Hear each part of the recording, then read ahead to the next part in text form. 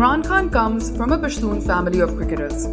He was also a very successful cricketer himself and shot to fame when Pakistan won the 1992 Cricket World Cup under his captaincy.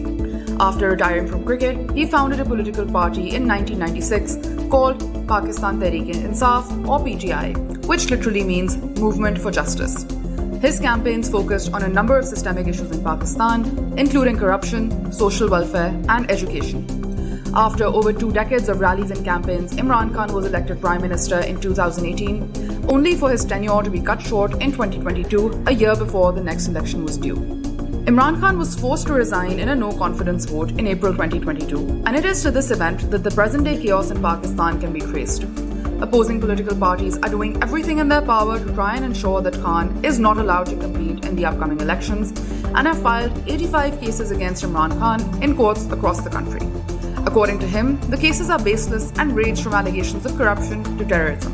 Opponents have alleged that he received gifts from foreign countries during his term as Prime Minister that he did not disclose to the Election Commission. They have also picked out controversial statements about political adversaries and judges from his past speeches and are using these as the basis for terrorism charges.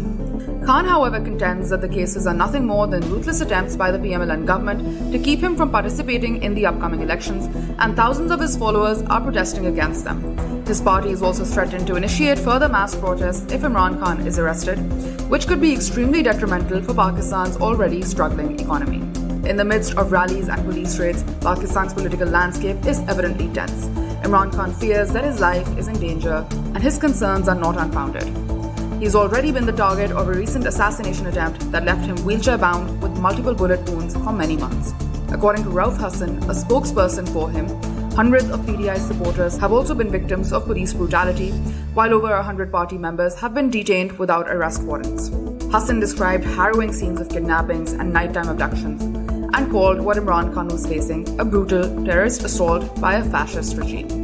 In addition to his life, Imran Khan's political career is also at stake since he'll be barred from running for office if convicted on any of the charges against him. Since the no-confidence vote in Parliament cut short his tenure in April 2022, Khan has persistently asked for new elections and for the dissolution of assemblies in the 2 regions where his party held power. Support for him was evident in his party's success during by-elections across the country. The current government, however, has remained brazenly defiant, and Prime Minister Shehbaz Sharif has refused to hold elections despite a Supreme Court order. Analysts predict that if elections are held, Khan will emerge as the most popular candidate. Given their hesitation to compete with him in the elections, it is clear that opposing political parties hold the same view. If you've enjoyed this video so far, please like it and subscribe to our channel. It's free for you to do, but supports our team more than you know. Now back to the video. As political battles rile on, difficulties for Pakistan's citizens are only growing.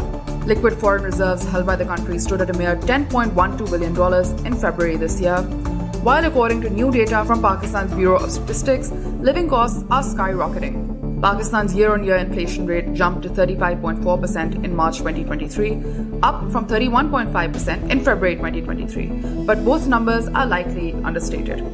Gigantic trade imbalances can be traced back to Pakistan's reliance on importing massive amounts of fuel, but exporting only low value-added goods such as textiles. Corruption also continues to plague the country, which was ranked 140th out of 180 countries in 2022, with a pottery score of 27 out of 100 in Transparency International's Corruption Perception Index.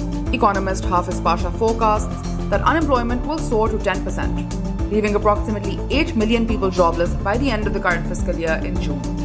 And this situation is only made worse by the central bank's steep interest rate of 20%, which was implemented as a countermeasure against inflation, but has effectively choked off business and consumer borrowing. Pakistan's total public debt has ballooned to $270 billion and amounts to roughly 78% of the country's GDP. $30 billion of this debt is owed to China, Pakistan's largest bilateral creditor, while an additional $1.1 billion is owed for electricity purchases from Chinese firms.